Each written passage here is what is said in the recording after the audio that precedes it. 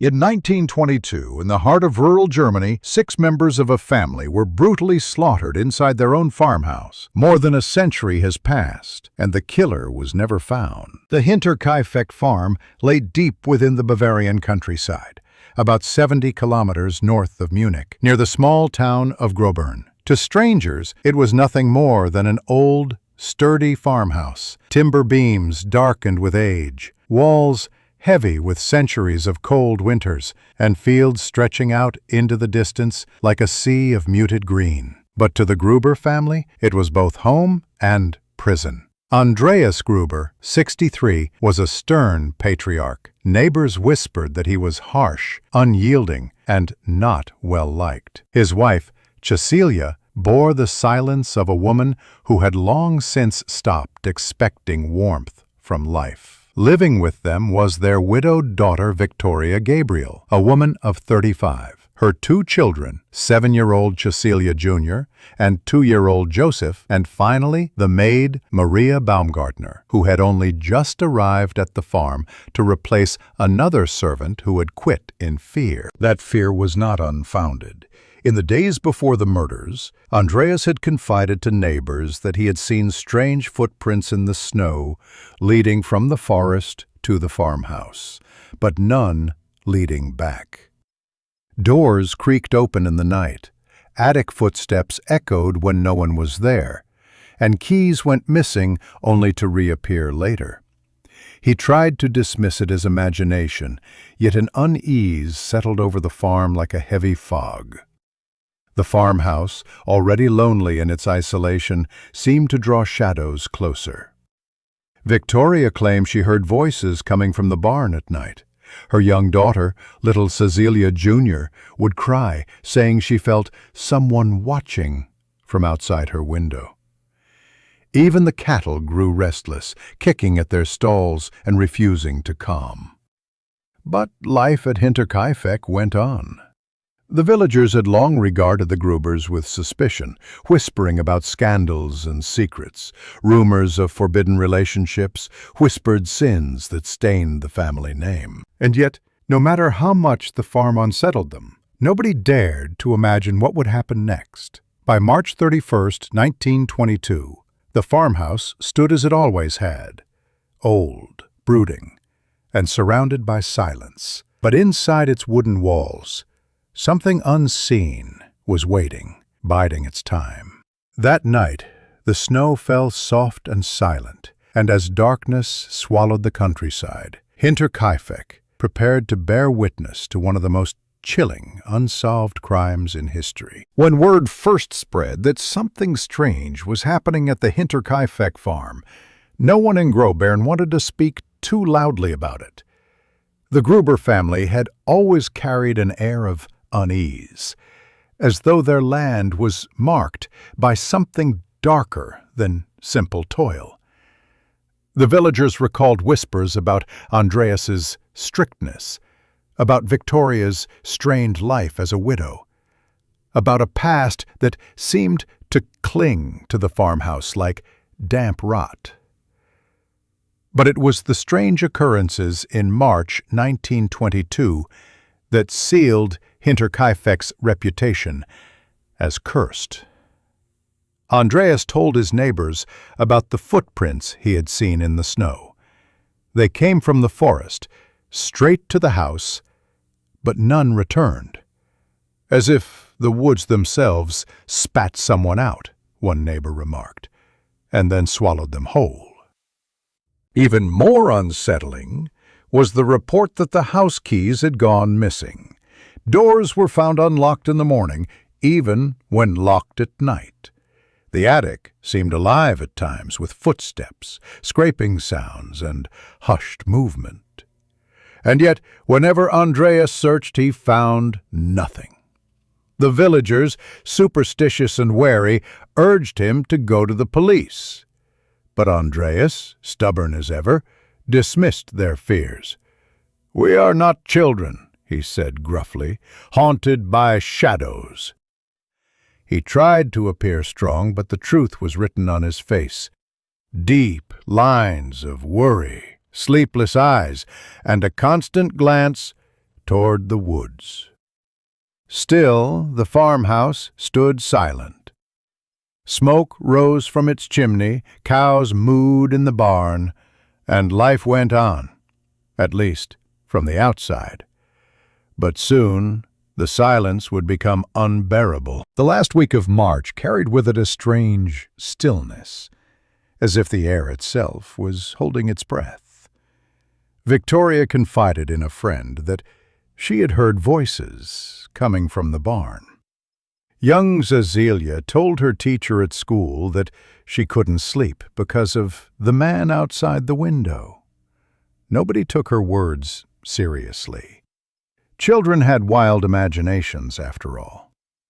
But there were signs, small, terrible signs, that no one could ignore.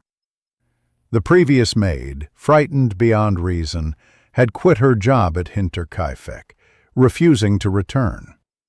She told people she felt watched, even when alone, and heard breathing in empty rooms. Maria Baumgartner, the new maid, arrived on March 31st, unaware that it would be her first and last night in the farmhouse. That day, Andreas noticed something odd again. The lock to the tool shed had been broken, though nothing was missing. Cecilia Jr. cried throughout the afternoon, clinging to her mother. The cows kicked wildly in the barn, as though sensing a presence that human eyes could not see. By nightfall, the farm was cloaked in silence, but it was not the peaceful kind. The wind howled against the walls, carrying with it the sound of branches snapping, or perhaps footsteps crunching in the snow. Inside, the family gathered, unaware that each breath they took was being counted down to their last. March 31st, 1922. Darkness fell swiftly over Hinterkaifeck. The family prepared for bed, the lanterns dim, the creak of wooden floors echoing in the vast silence. Somewhere in the forest, an owl screeched. And then, nothing. What happened next has been pieced together only from the aftermath, but investigators later believed the killer, or killers, lured the victims one by one to the barn. Andreas was the first, struck down with a mattock, the blow crushing his skull. His wife Cecilia followed, then Victoria, and finally the young girl, little Cecilia, who was said to have clung to her mother in terror. She survived long enough to pull out tufts of her own hair in fear, before the final strike ended her life. Inside the house, the maid Maria and the infant Joseph met the same fate, their lives snuffed out with brutal precision. 6 people, silenced in a single night. The barn doors were shut. The animals were fed. The house, eerily, was left in order. Whoever had done this did not flee immediately. They lingered. They ate meals. They lived inside the farmhouse with the corpses for days. And when neighbors came looking for the Grubers, Hinterkaifeck no longer looked like a home. It was a tomb. Days passed without a single sign of life from Hinterkaifeck. The neighbors grew uneasy. Victoria usually attended church. Andreas was often seen in the village. But the farm remained silent. Smoke no longer rose from the chimney, and the animals' cries grew louder with each passing night. Finally, on April 4th, several villagers went to the farm to investigate. They entered the barn first. What they found would haunt them forever. Beneath piles of hay lay the mutilated bodies of Andreas, Cecilia Sr., Victoria, and young Cecilia Jr. Their faces were shattered beyond recognition, their blood soaking into the cold earth. Inside the house, the horror deepened. The maid Maria lay slain in her bed, her skull crushed. Little Joseph's lifeless body rested in his cot. The farmhouse was eerily tidy. Food had been eaten, bread freshly cut, and the animals cared for. It was as though the killer had taken Hinterkaifeck for himself, moving silently through its halls, feeding on its silence. When the news spread through Groburn, panic swept the town. A murderer had been among them, perhaps still was, and nobody knew who to trust. The village of Groburn was small, a place where secrets had nowhere to hide, or so people thought. After the discovery at Hinterkaifeck, those same villagers began to speak in hushed tones, their words heavy with fear. At the tavern, old men leaned close over mugs of beer, lowering their voices as if the killer might be sitting at the next table. Women whispered at the well, their eyes darting toward the tree line where the forest loomed, thick and silent. The Grubers were cursed, some said. Others insisted it was no curse at all, but something more human, more sinister. Suspicion spread like wildfire, and soon everyone was looking at their neighbor differently. Who among them had been capable of slaughtering 6 souls, and then calmly feeding the cows afterward? The police arrived, but their presence did little to ease the tension. Investigators walked the grounds, measuring footprints, sketching diagrams, and collecting what evidence they could. Yet the farmhouse itself seemed determined to hold its secrets. The bloody mattock was never found. No forced entry was discovered. In fact, it seemed as though the killer had been welcomed in, or had already been inside. Andreas's stubborn refusal to report the earlier disturbances suddenly took on a terrifying weight. The missing keys, the strange sounds in the attic, the footprints in the snow. All of it pointed to an intruder who had made the farmhouse his hiding place long before the murders. Perhaps he had been living there, watching them, listening as they went about their daily lives, waiting for the right moment to strike. Neighbors remembered Victoria's strained voice at church, how she had sung louder than usual, almost desperately, as though clinging to the hymns to drown out her own dread. They recalled the little girl, Cecilia, speaking of the man outside the window, her childish words dismissed as imagination. Now, every memory cut deeper, every ignored warning felt like a missed chance to stop the inevitable. Rumors spread further, that Andreas had enemies from his time in the war, that Victoria's rumored affair with a local man had bred jealousy, that old debts and grudges had finally boiled over. Each theory was darker than the last, and none brought comfort. At night, the villagers barred their doors and prayed. They no longer saw Hinterkaifeck as just a crime scene. It was a reminder that evil could walk among them, unseen, patient, and merciless. The police from Munich were thorough, or at least they tried to be. They scoured the farm for days, but their methods, by modern standards, were tragically flawed. They allowed villagers to wander freely through the crime scene, touching objects, moving bodies, contaminating evidence that could have held crucial answers. By the time order was established, much of what could have been useful was lost forever. Still, they pressed on. Dozens of suspects were questioned, from farmhands to local merchants, from Victoria's rumored lovers to men Andreas had quarreled with years earlier. Each interrogation added a new thread to the web of suspicion, but none could be tied to the murders with certainty. The theory that the killer had stayed in the house after the murders unsettled even the investigators. They discovered that fresh bread had been cut, meat taken from the pantry, and the fireplace still warm in the days following the crime. Someone had sat in that house, surrounded by corpses, calmly eating their meals. It was almost too much for the human mind to comprehend. Another chilling detail emerged. Neighbors had passed by the farm and noticed smoke rising from the chimney after the supposed time of death.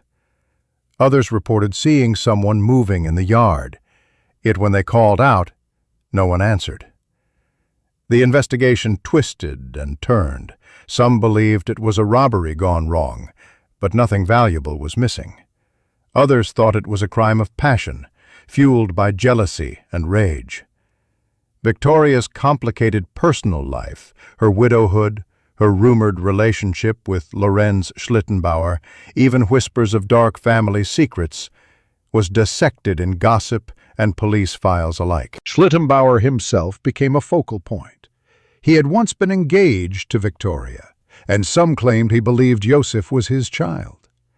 He was among the first to discover the bodies, and his strange behavior, entering the house, feeding the animals, raised eyebrows. Yet there was no proof against him. Days turned into weeks, and the case grew colder, though the fear in Groburn never faded. The killer was still out there, and he knew how to vanish. As weeks slipped into months, the Hinterkaifeck murders became less of a case and more of a legend. Theories multiplied like weeds, each more grotesque than the last. Some were convinced it had been a stranger, a drifter who stumbled upon the farm and unleashed his madness. Others swore it was someone from within Groburn, perhaps someone who had envied the Grubers or held a long-standing grudge. The most sinister theory whispered through the taverns was that the killer had been living inside the farmhouse long before the murders. The missing keys, the footsteps in the attic, the strange noises in the night. Each pointed toward an intruder who knew the family's habits, who waited for them to let their guard down. The idea that the Grubers had been sharing their home with their executioner sent chills through every household in the village. Another theory lingered around Victoria's relationships. Some said Joseph was not merely her child, but a product of scandal. Whispers of incest between Victoria and her father Andreas surfaced, dark rumors that the police hesitated to even record. If true, it meant the family was already living under the weight of a terrible secret. Could the murders have been a violent end to years of hidden shame? And then there was Schlittenbauer. To some, he was the most obvious suspect. His connection to Victoria, his strange behavior after discovering the bodies, and his inconsistent statements painted him in a suspicious light. Yet others defended him fiercely, claiming he was simply a grieving man caught in the web of suspicion. The case files grew thicker, but the answers remained elusive. Every path led to shadows, every clue dissolved into speculation. The farmhouse itself, abandoned and rotting, seemed to mock the living with its silence. Children dared each other to approach it, their voices echoing in the emptiness, while adults avoided it altogether. Hinterkaifeck had become more than a murder scene. It was now a wound, carved deep into the heart of Groburn, a reminder that evil could strike without warning, and sometimes it was closer than anyone dared to believe. The silence of Hinterkaifeck lingered long after the blood had dried. For months, the farmhouse stood as an ominous reminder of what had happened inside its walls. And yet it refused to give up its secrets. The villagers avoided it, some crossing themselves as they passed by, others spitting on the ground as if to ward off evil. But despite their fear, they could not stop talking about it. Conversations circled endlessly back to Andreas Gruber and his family. Who were they really? Old stories resurfaced, whispered in taverns and passed like poisoned chalices between neighbors. Andreas, people said, had been a harsh man, violent and cruel to those closest to him. Victoria though pious in church, had lived a life tangled in shadows. Rumors of forbidden relationships and whispered scandals spread like wildfire. The police reports, read and reread by anyone who could get their hands on them, did little to ease the speculation. Witnesses swore they had seen strange figures near the farm in the weeks before the murders. A stranger, tall and broad-shouldered, had been spotted watching from the forest edge. Another claimed to have seen a flicker of lantern light in the attic window when the family was already asleep.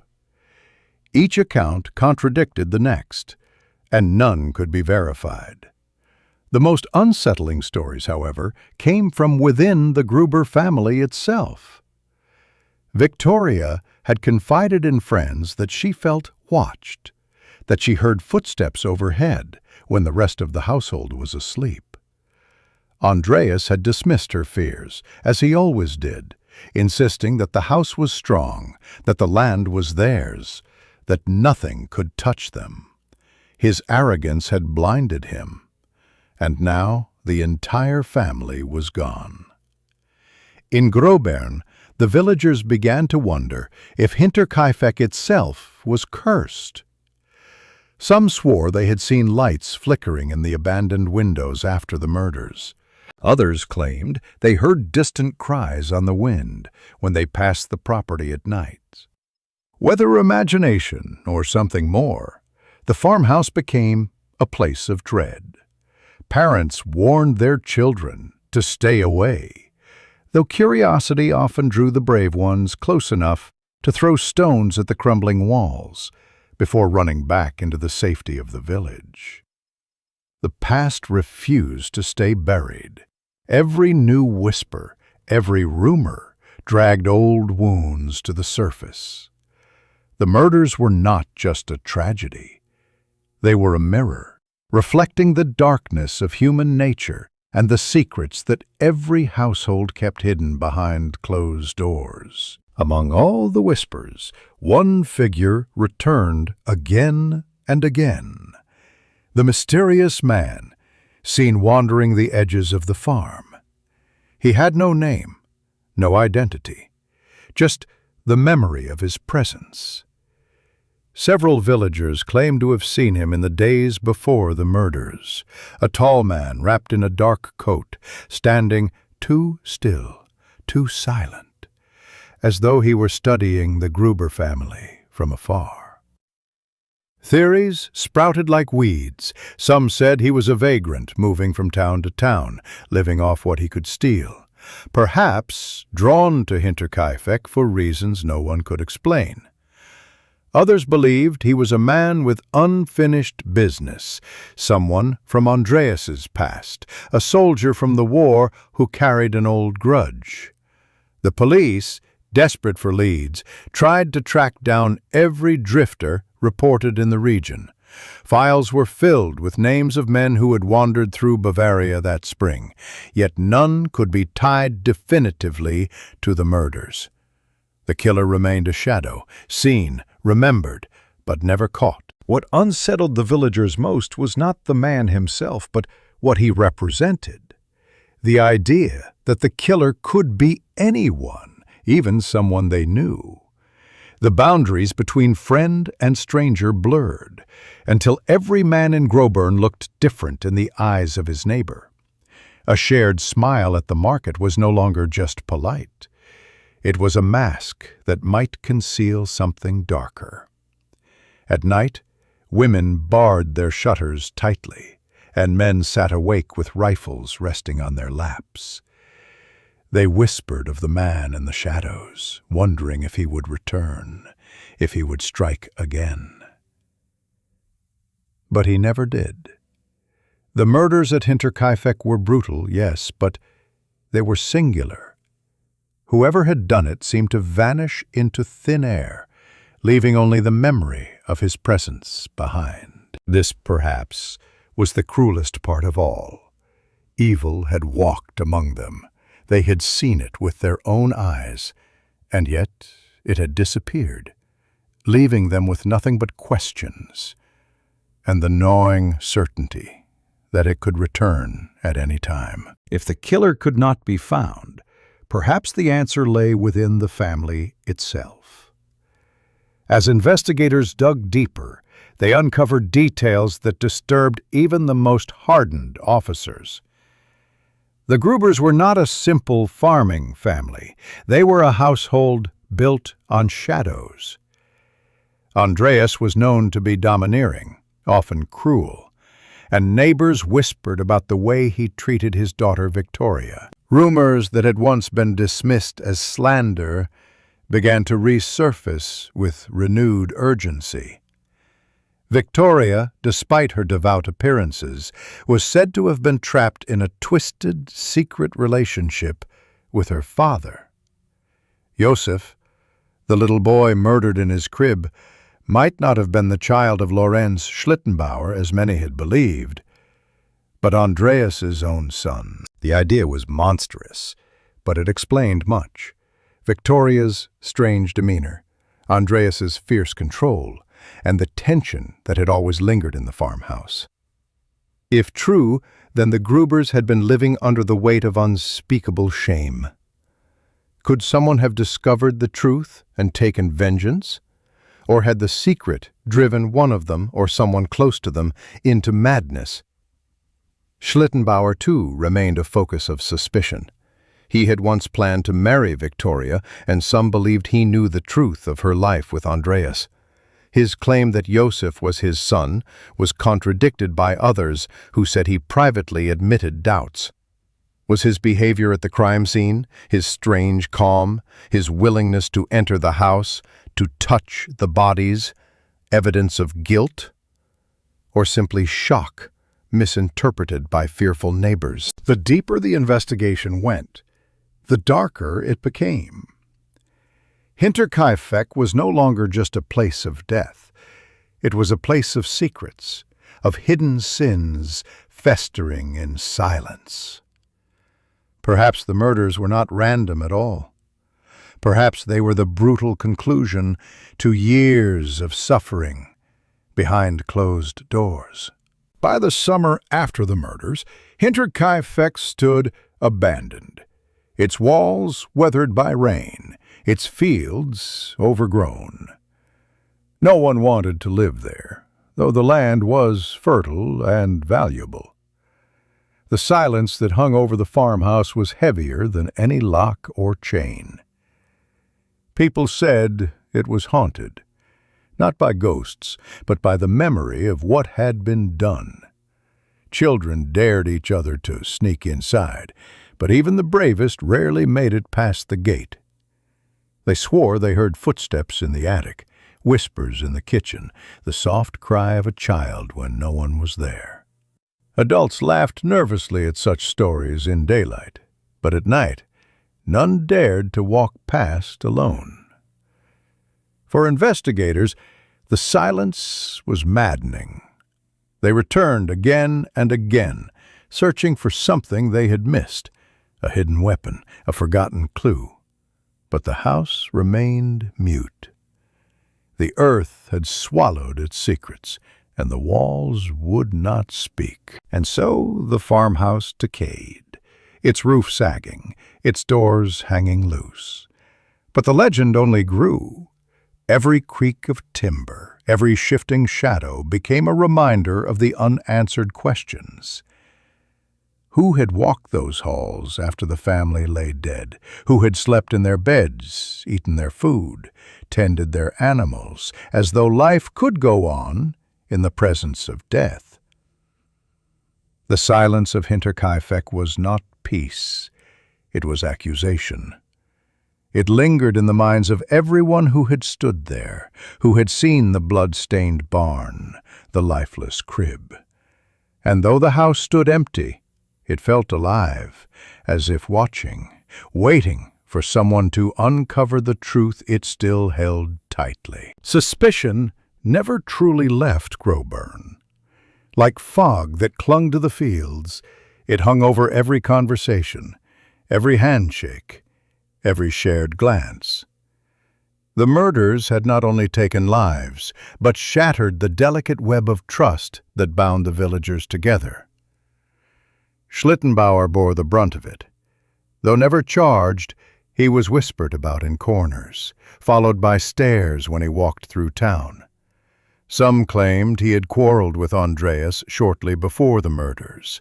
Others that he resented Victoria for denying him marriage. His presence at the crime scene, his decision to break into the farmhouse, to handle the bodies, was retold in countless variations until it became nearly myth. Yet suspicion was not confined to him alone.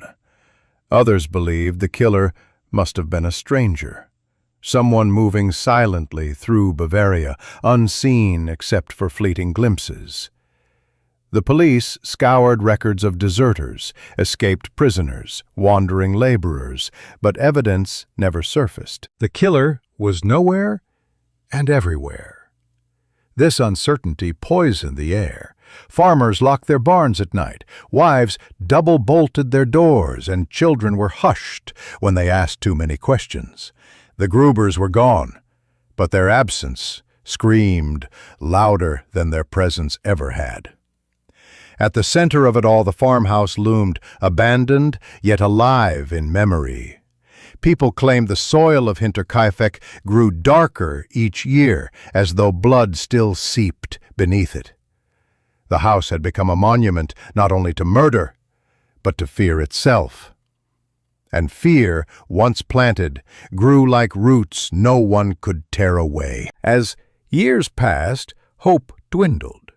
Investigators retired, files gathered dust, and the weight of the murders became part of Groburn's very identity. Outsiders came to see the place of the infamous crime. Journalists scribbled notes in taverns, and still no answers emerged. But with every year, the story twisted further. New generations retold it, not as fact, but as legend. Some swore the killer had been a soldier returned from the war, seeking revenge. Others whispered that Victoria herself had been cursed, her sins drawing ruin upon the family. The farmhouse fell deeper into ruin. Its timbers sagged, windows shattered, and weeds grew through the floor. Yet whenever anyone tried to demolish it, they faltered. It was as if fear itself had sunk into the walls. One neighbor confessed he could not bear to swing the first hammer, fearing what might be unleashed. Meanwhile, the villagers lived on, but never quite free. Every festival, every wedding, every funeral was haunted by Hinterkaifeck's shadow. Some avoided speaking of it at all, while others obsessed over it, convinced that somewhere, some small detail had been missed, that if only someone looked close enough, the truth would emerge. But the truth remained silent, buried like the Grubers themselves. The farmhouse refused to let go. Travelers passing through reported strange sounds, creaks in the attic, footsteps pacing at night, the faint crying of a child carried on the wind. Rational minds dismissed these as imagination, but those who ventured close swore the house breathed with memory. One winter evening, long after the murders, a group of boys dared each other to enter. They lit a lantern and stepped into the cold silence of the kitchen.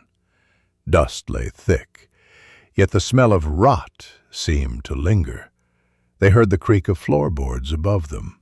Terrified, they fled, leaving the lantern behind. In the morning, it was gone. Stories like this fed the legend.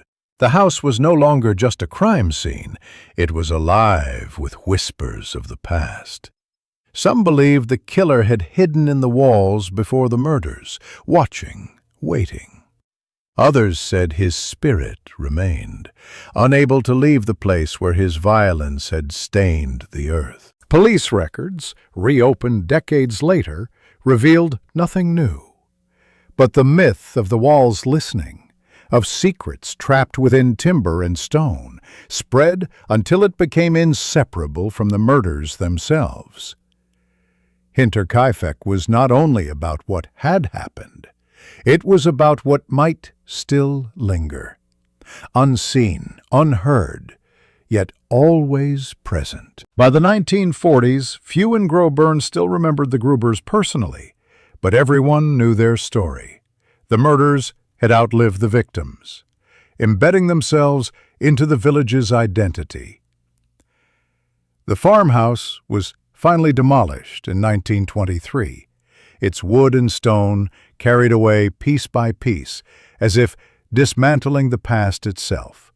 Yet even in its absence, the land remained tainted. Farmers who worked the soil claimed their crops withered faster, that tools broke more often, that animals grew restless near the fields. Survivors of those days grew old with questions still unanswered. Some claimed to know more than they admitted, but fear or shame sealed their lips. Others simply shook their heads, weary of the endless speculation. The truth, it seemed, had died with the family, and with the killer, whoever he was. But legends never die so easily. As war ravaged Germany once more, soldiers told each other the tale of Hinterkaifeck around campfires, a story of shadows, betrayal, and unseen terror. It was no longer just a local tragedy. It had become folklore, passed from mouth to mouth, a chilling reminder of how evil could nestle in ordinary places. A century later, Hinterkaifeck remains unsolved.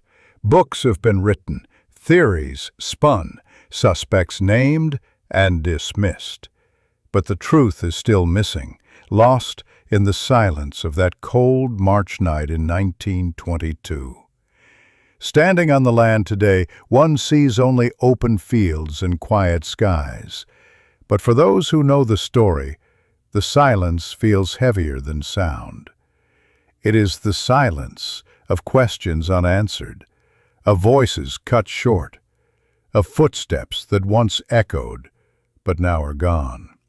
Perhaps the killer was a stranger, wandering through and leaving destruction in his wake. Perhaps he was someone close, bound to the family by blood or betrayal. Perhaps the truth was darker still, a secret so twisted it could never be spoken aloud. The farmhouse is gone. The Grubers are gone.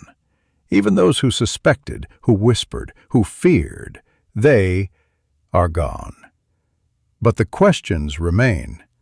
And perhaps that is the true curse of Hinterkaifeck, not death, but uncertainty. The silence lingers. And now, a century later, one must ask, do you believe the killer was a stranger in the night, or someone the Grubers knew all too well?